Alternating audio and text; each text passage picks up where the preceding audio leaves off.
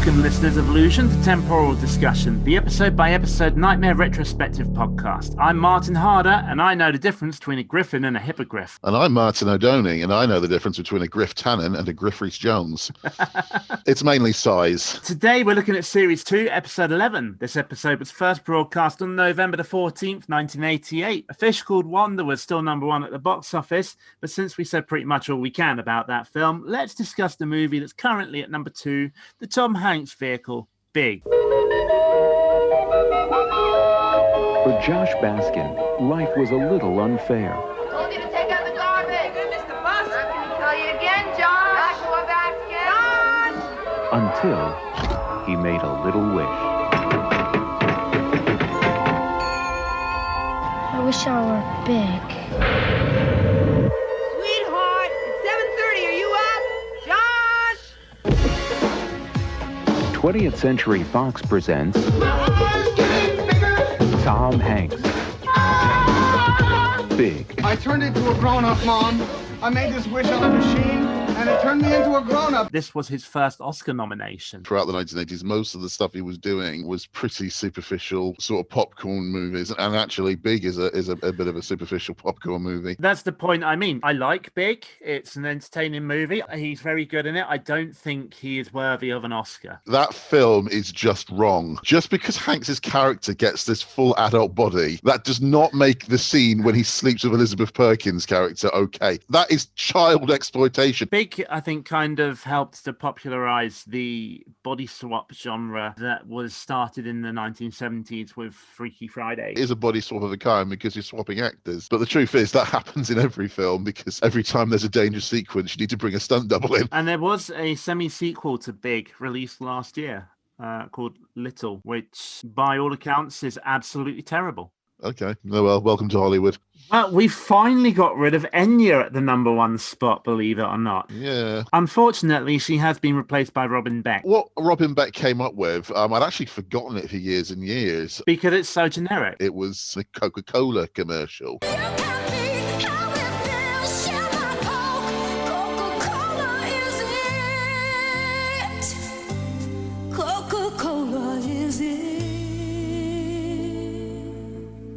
I want Enya back. Come on, bring back the Orinoco Flow. Come on. By the way, Coca-Cola, if you'd like to sponsor the podcast, you can email us on podcast@nightmare.co. Drink Pepsi! Drink Pepsi! Virgin Cola all the way. No, Red Bull Cola. Red Bull Cola, that's a thing that still exists, isn't it? Yes, I'm afraid it does. People have lost entire mouths full of teeth from Panda Pops. Drink Panda Pops. Oh, yes, Robin Beck, by the way. Yeah.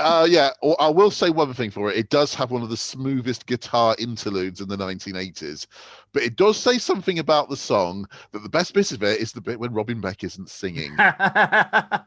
Come and get me, Beck. Your lawyers have no power over me at all. And now time turns. The recording light burns. Time out is gone. The podcast is on. Greetings, armchair warriors. Grip your seats and brace your chins, for now the adventuring begins. Tray guard at your service.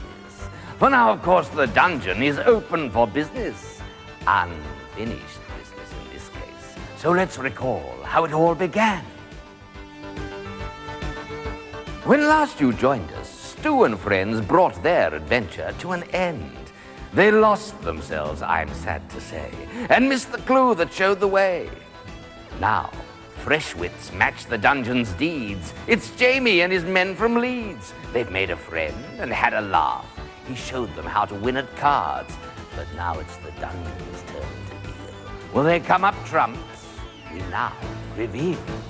I'm afraid this one automatically gets a fail for me, a serious fail. And it's it's doing so well as well. It's actually just one rhyme in it, but it comes at the crucial stage.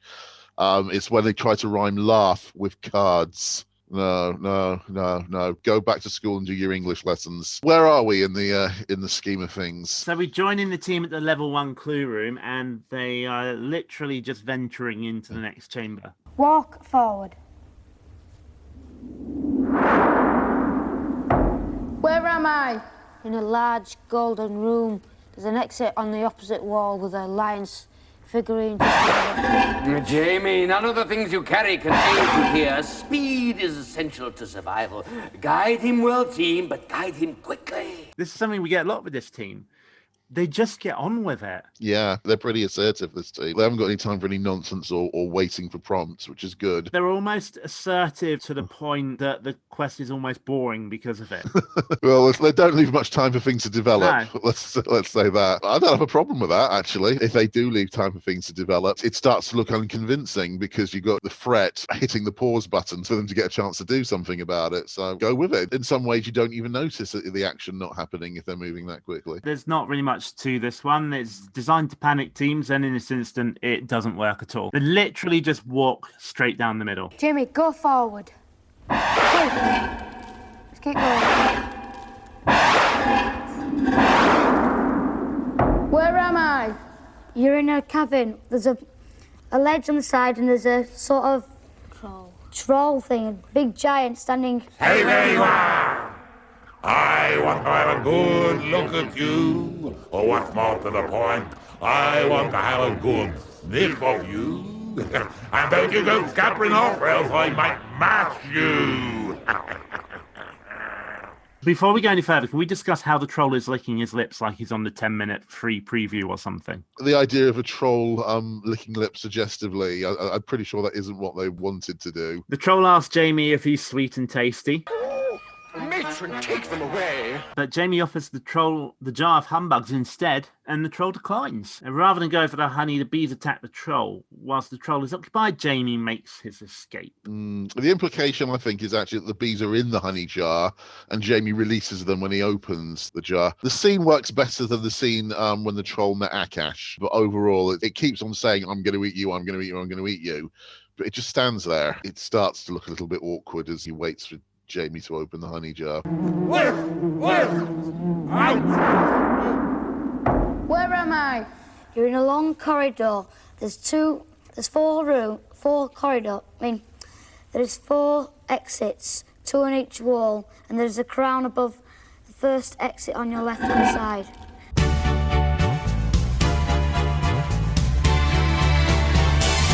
Oh, yes, it's the great corridor, the catacombs.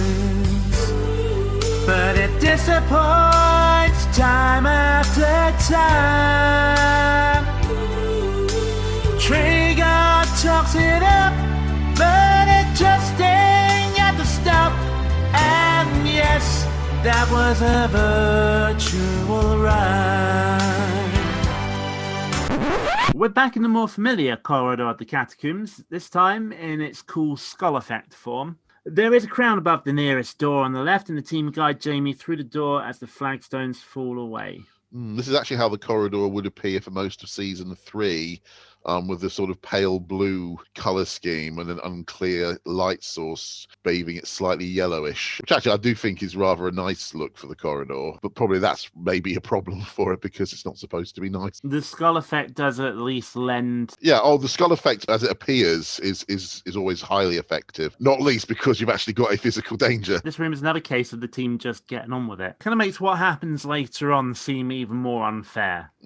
I agree. Slight spoiler there. You said that you think the episode feels a little bit rushed. I actually think that's more just the nature of the 3 particular rooms they've been in so far. They've only encountered 1 non-player character in the episode, and that's an enemy that isn't very big on talking. They haven't really had much time to stop and let things develop. Walk forward. Where am I? Jamie, you're in sort of... Life force energy unhealthy, team. Quickly take the food while Mildred sleeps. So they enter Mildred's hovel via the door at the back, which is slightly unusual. Mildred herself appears to have fallen asleep on her feet, leaning on her big stick thing. Is it a broomstick? I can't remember. I think it is. And there's a table on the near right with some food on it. So they're getting pretty desperate for a life force boost at this point. So Jamie walks over and places food in the knapsack.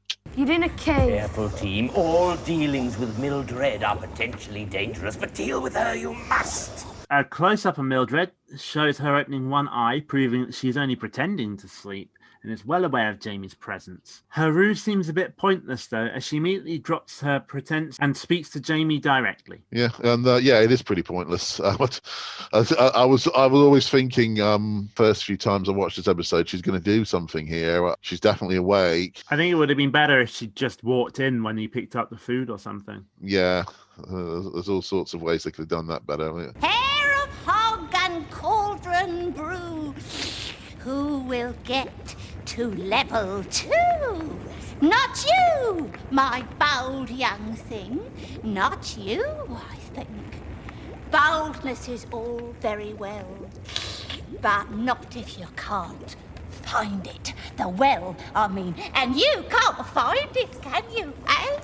Mildred says that she'll help to find the well as long as there is a fair trade or a foul one. Jamie offers her some small change. What you got, eh? Eh? Ooh. Some small change. Small change, well a day. Just as I thought. Bold as brass, but not bright. That's you, Flapdoodle? Mildred then tells Jamie that he has the means and the method and that he doesn't need her. So as she leaves, she taunts Jamie, leaving some rather obvious clues about what to do next, as if you couldn't have figured it out really easily. I'm off! You can just stew by yourself. You can go to pot.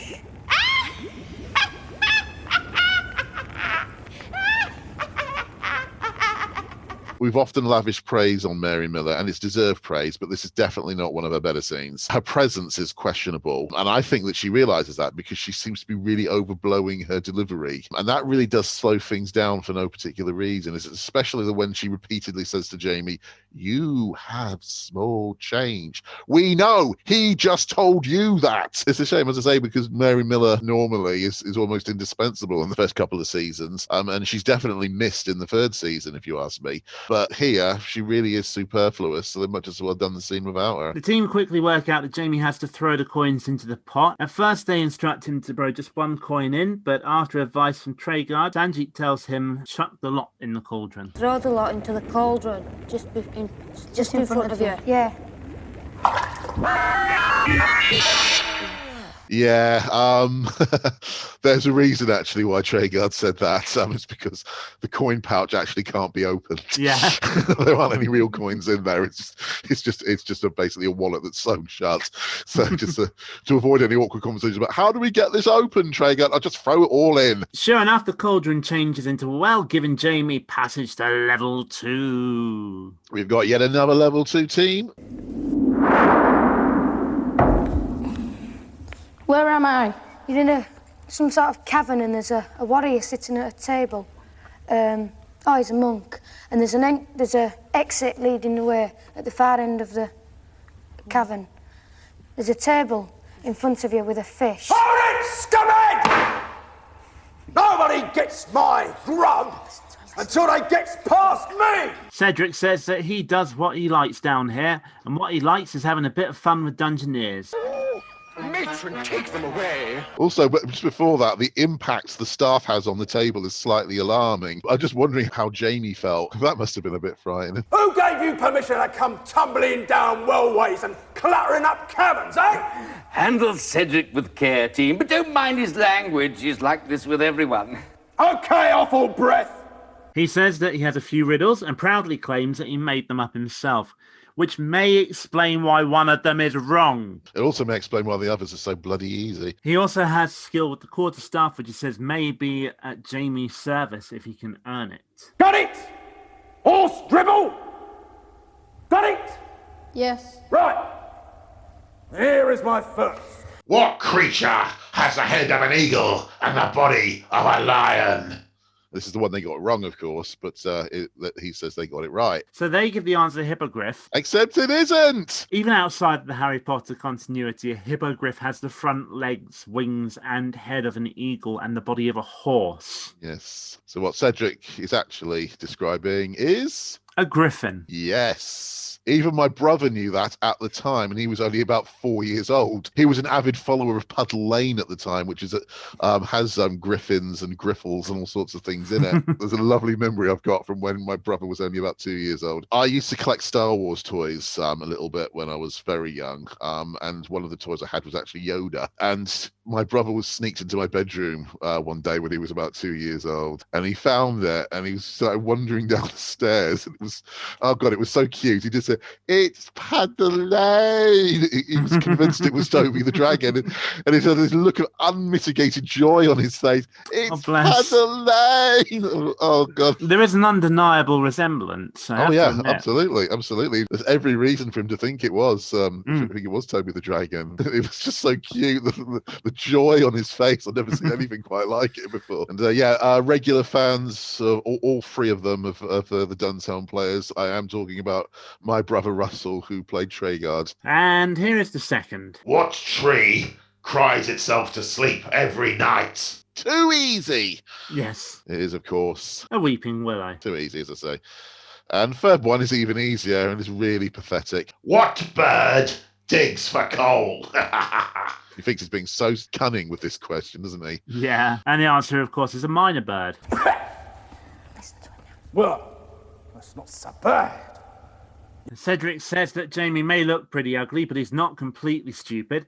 He gives Jamie some food and says that he'll journey along with him as his staff arm is ready for some action. Oh, matron, take them away. What's your name?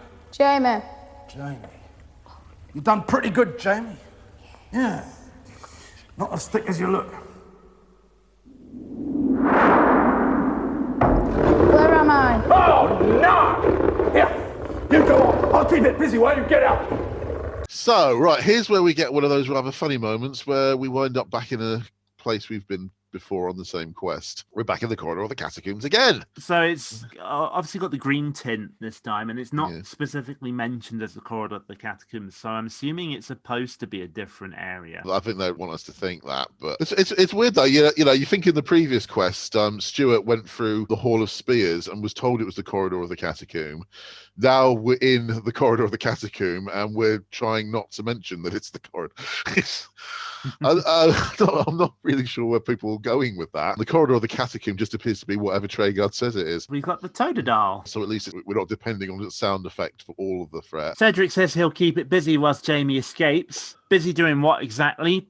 I don't know, floating by the ceiling of the corridor, doing nothing but making noises and squirming a bit, I suppose. Basically what it always does. Nevertheless, the team abandons Cedric here and head through the door on the near left. It's not much of a reward for 3 correct riddles, is it? I mean, admittedly, they were brain-meltingly easy riddles. He walks with you for one doorway and then spends the rest of his life apparently swinging a stick at a monster in the ceiling. I'm wondering if something was actually cut here. Might have been. One of the things that irritates me about this is that in the next chamber, there's actually a reason for Cedric to be there, and he isn't. Go forward.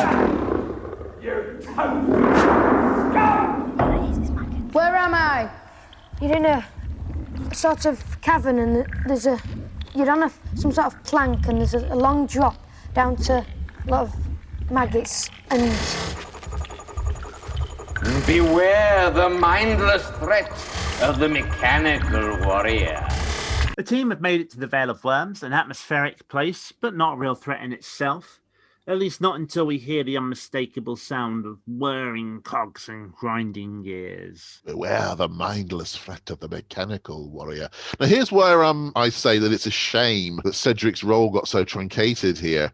This would have been much more interesting to see him fighting the automaton, and it would have been a much more convincing location for him to be left behind. Do the automaton give chase? But credit to the team, they keep their heads and expertly guide Jamie out of the Vale. Where am I? You're in a room and there's 4 exits. 3 of them are covered and 1 of them is open. Quickly, team, these are sections of a broken spell. It might be very useful.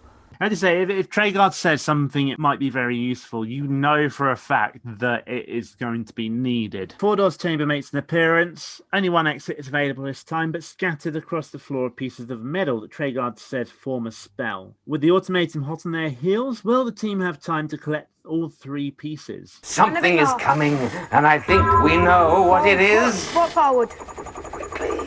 Stop. Side step to the right. Right. Go forward. Too late, team, too late. Exit now or you perish. Apparently not. Now, this seems awfully unfair. Yes, it is. Part of the problem is that the producer didn't seem to notice and make the first spell piece disappear when Jamie had very clearly landed on it.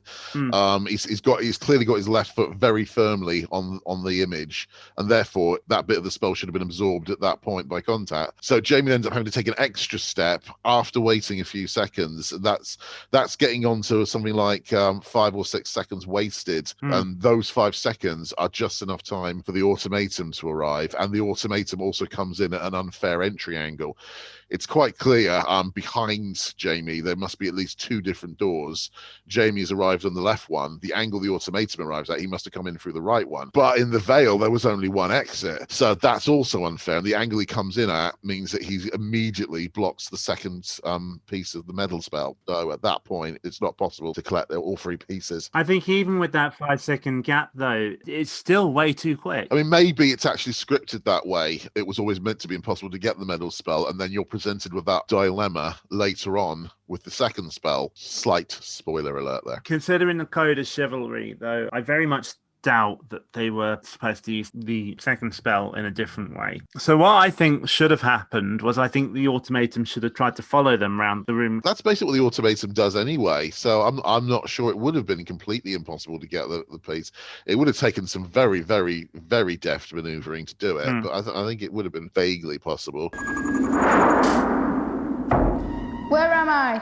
Jamie, you're at the top of a flight of stairs in a big room. There's a table. Jamie has made it to the hauntingly sombre level 2 clue room. A handy box out reveals the items on the table to be a gauntlet, a bar of gold, and a talisman. Speaking of haunting, the room is also occupied by the ghostly apparition of what at first glance appears to be a cavern wraith, as Jamie literally runs headlong down the middle of the stairs without using the banister. It's incredible, isn't it? Yes.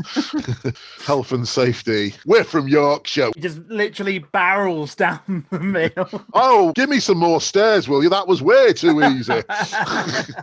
Bloody hell. I swear he would have taken them all in one leap if he'd been given the chance. We had to hold him back. But anyway, a voice calls out. Release me! Release me! The talisman holds me in thrall. To release me, turn it over.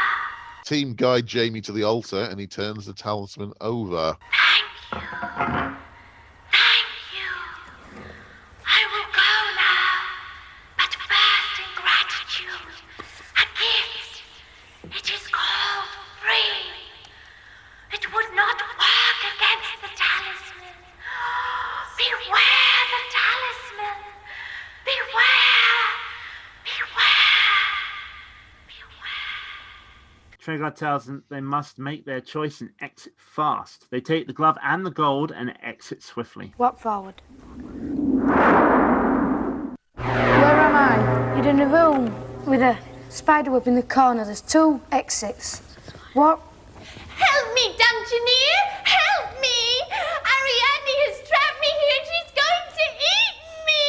Oh, yucky! Caution, team. Do you keep that valuable spell for yourselves, or do you waste it now by helping others? It's actually very, very badly designed, Ariadne's lair, but there's something I find quite exciting about it. I don't know why. Here's where the team face the dilemma. Do they keep the valuable free spell for themselves, or do they use it to help Gretel? One thing you could say as a criticism of the team here is they're not taking into account the fact they missed out on a spell earlier. You could say that should be a warning sign for them. It's also fair to say that they might have been able to do this slightly differently. What they could have done, for instance, was walked Jamie right up to the door that Gretel is... Actually, why couldn't Gretel walk through the door behind her, out of interest?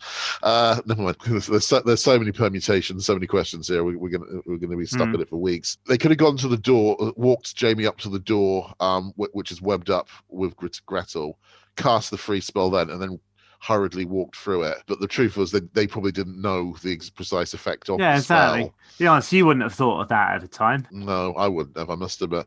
They might have thought that the free spell would have cleared away all the webs. Perfectly reasonable assumption. But let's face it, if they had used the free spell for themselves, then they would have gone into the next room and something would have happened where they needed Gretel. Can you imagine anything that would... I know, I heard it too. If there's any situation where the answer is Gretel, then you've obviously asked the wrong question. Death is preferable. I certainly wouldn't want to owe Gretel my life, I must admit. So the team do decide to free the maid from Ariadne's web. And that is the right thing to do. That is objectively the right, honest, noble thing to do. But they get punished for it. I think it's more they get punished for not collecting the medal spell. But again, that's not their fault. They had no time. That scene must have been cut funny. It could be. Spellcasting.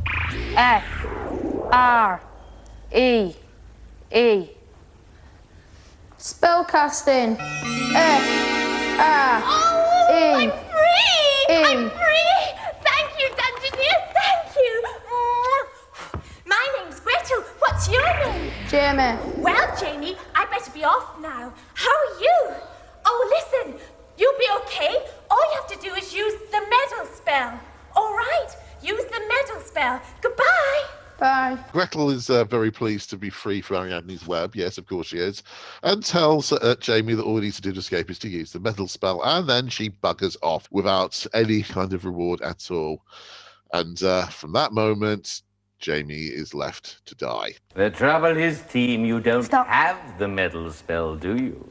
And what's worse, you've already used free. Looks like Ariadne has the last laugh this time. Life force energy critical. Well, it's a tangled web we weave, and unfortunately, you've trapped yourself right in it.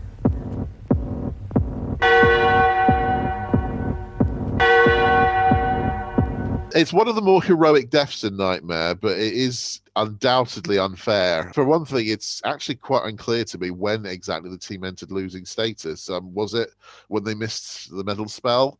Was it when they decided to cast the free spell for Gretel, but not for themselves? Having just rescued a ghost from incarceration, it seems a bit much like they then have to free another NPC in the very next room. Why does Gretel just assume that Jamie has the medal spell? What exactly would the effect of the medal spell have been? This is very much a case of no good deed goes unpunished, which I think would be a very good title for the episode, actually. Oh, look out for a slight imaging error during the scene. One of Ariadne's webs, if you look very closely, is actually superimposed over the image of the top of the helmet of Justice, and when you look at it for long enough, it then gives the impression that the web is right in front of the room rather than covering the door at the back. But that's it. It stands in history as a defeat halfway through level 2 yet again. They're a very good team. They were very well organized. They're clearly the best team we've had since Mark's team won. They don't talk over each other too much. They're cool-headed. They're seldom prone to panicking. Treguard is absolutely right at the end when he says, "Wit and guile were yours." They certainly were. But he's being a bit harsh, criticising their manoeuvring. Fleetness of foot is also needed. They're very harsh. As you say, the room where they needed to get the spell wasn't a well-balanced setup. It was always going to be a really difficult for them to get the medal spell from there. It's an unlucky team, but it is a noble way to bow out. They can certainly count themselves as one of the more heroic teams in Nightmare. They sacrificed their lives so another might live. Inspiring. Everybody, next time you're watching this episode, watch the advisor on the left. I think he's the one called Joseph. He looks utterly cheesed off. And I suspect he feels that the team were a bit hard done by. Now a new challenge prepares to test the dungeon's reflexes. Let's meet them for Enter Stranger. One out, one in. Treguard introduces a brand new team. Name yourself, please. Julian Smith. Very well, Julian. Call your advisors and let them introduce themselves. Vaughan, Becca, Mary, come. So our brave new Dungeoneer is Julian Smith, and he's joined by advisors Vaughan, Becca, and Mary from Banbury. Becca, in particular, who's sporting a look that can only be described as late 80s, with her wide-brimmed baseball cap perched as far back on her head as it will go. In no other era in human history would you see anybody dressing like that. I think she's trying to model herself a bit on Mel and Kim. Do you remember the music video for Respectable? Yes. Respectable. and that weird dancing. Which made them look anything but. Yeah, the weird dancing with the cop in it. But thumbs up to Mary, by the way, for being a very rare advisor in this season.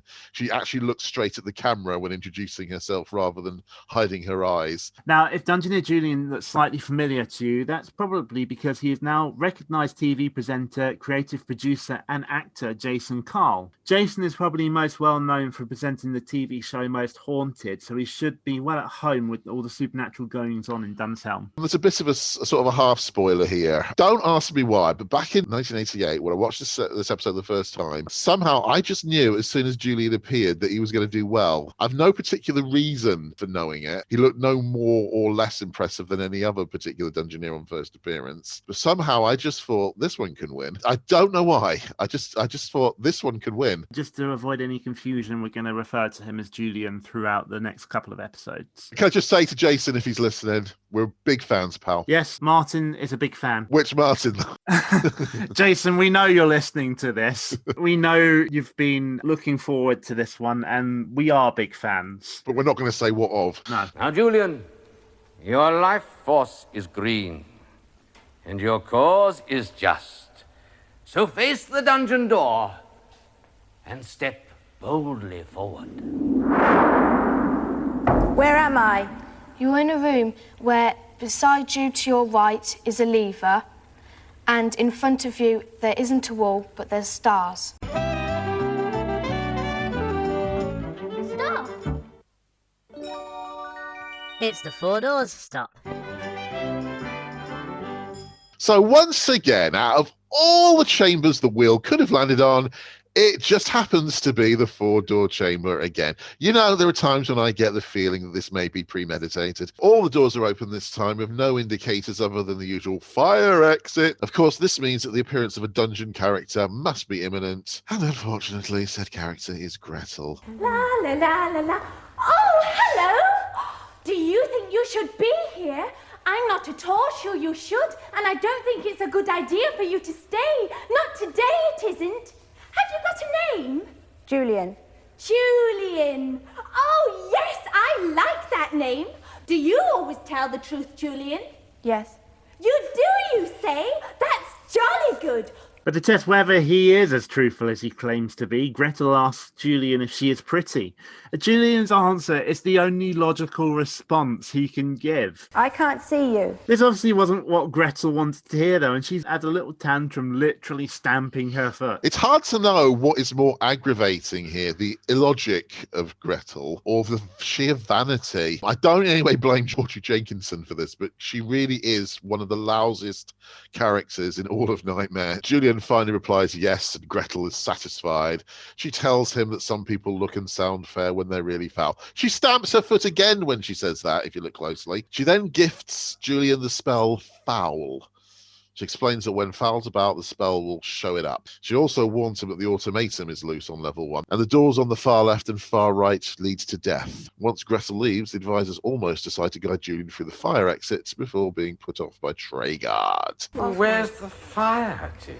Well, that leaves only one exit, of course, and the team guide Julian through it. I like how involved Julian's getting here. He's quite clearly calling the shots. This is his team. Yeah, and there are times when I wish other Dungeoneers had done that as well, where they don't just become the sort of like a mannequin. They actually get involved in making the decisions. I think that is for the best. We know from last episode with Stuart that he particularly wanted to be the Dungeoneer because he didn't have to speak. I'm not sure that's a great approach. Jason seems to have taken the entirely opposite approach. He wants to be the Dungeoneer because he wants to lead the team. Which is a pretty good, there's a boldness there, and if you're going to be a hero, you have to be bold. So, yeah, it depends on the wit of the Dungeoneer, of course. So there is that, but I would rather have an assertive Dungeoneer. And as a rule, given that they're the one who are in, quote, deathly danger, I'd like them to be the one that has the last word. Yeah, he's definitely definitely making sure that he knows where they're taking him as well. It must be very confusing for some Dungeoneers who get very little description from anybody.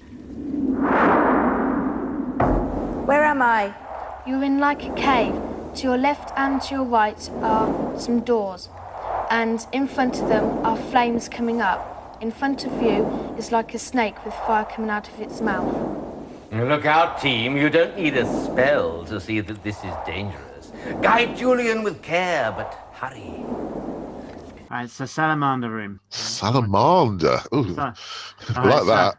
I like that. No, stick with that. I rather like that pronunciation. Salamander. Salamander. That sounds yes. like a Bond villain with 3 nipples, doesn't it? Yes. Julian has emerged in the salamander room from the bottom of the screen. There are no clues as to which path to take, so the team probably wisely followed the adventurer's code to take the right-hand path. Unfortunately, Mary's timing is a little off here, and she actually guides Julian through the flames rather than avoiding the flames. Ouch.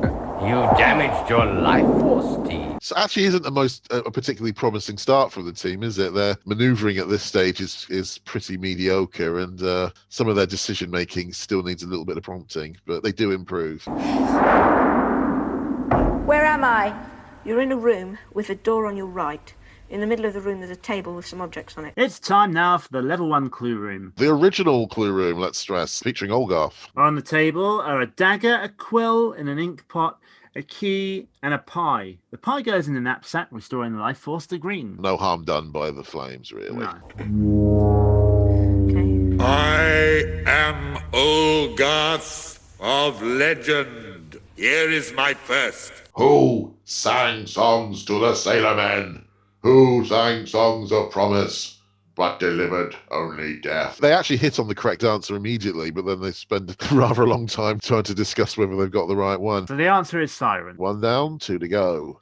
The Norseman's ship bears shields in rows, but what creature sits upon its bows? The answer is dragon, of course. Very few people should get that one wrong. And they didn't get it wrong either. So 2 down, 1 to go. The sword was sharp. The shield was bright. The crown was gold. But what shape was the table? So obviously he's describing the background of Camelot. If you didn't get this one right, you don't deserve to be on Nightmare. As soon as you're in Nightmare, you could probably take away the first 3 bits of the riddle and just say, what shape was the table? And immediately 90% of people would say round. But fortunately, Julian and his team do deserve to be on the show, and they get the right answer. And Olgarth, when he says truth accepted the third time, he sounds genuinely quite impressed. So 3 is the score. The team are informed that their quest is for the talisman, but they may not hold it. Before they can gain any further knowledge, though... Warning, team, touch nothing, for time has flown and a temporal shift is imminent. Oh dear. Temporal disruption complete. Will this team reap a rich reward for their wit? Join us again soon for Nightmare. But remember, it's best to come in company.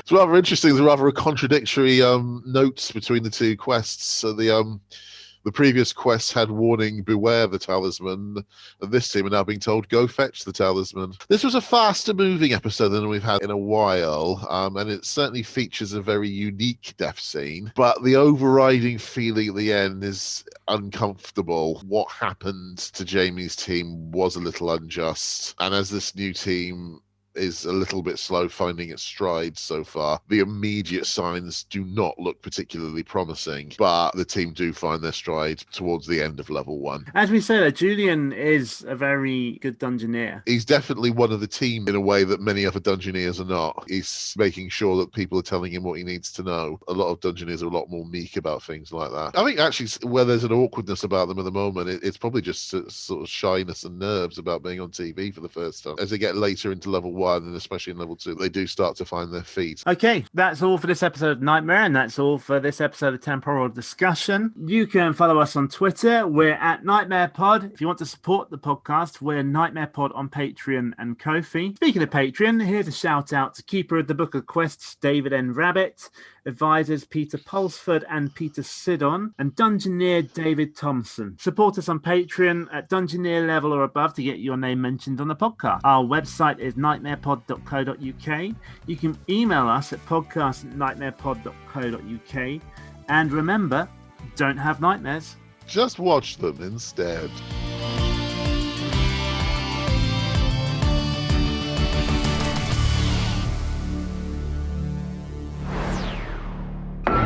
Take them away.